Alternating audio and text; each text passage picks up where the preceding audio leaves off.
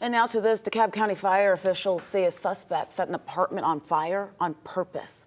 We know that one woman was killed here, another person injured, and this was all caught on camera. 11 Alive's Stefanach Haynock reports that the victims of this fire are believed to be a mother and her son. Yes, DeKalb Fire says that this is now being investigated as an arson and that they do not have a suspect in custody at this time. A woman and her son living at this apartment were rescued by fire crews just after 1 a.m. from the second-story window. The woman died from her injuries, her son being treated at the hospital.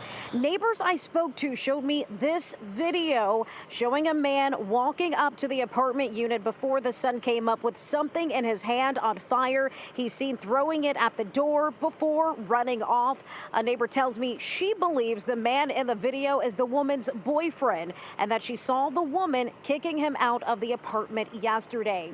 And DeKalb Fire tells me they do have that video of the suspect as the search continues. In DeKalb County, I'm Stefanach Haynock, 11 Alive News.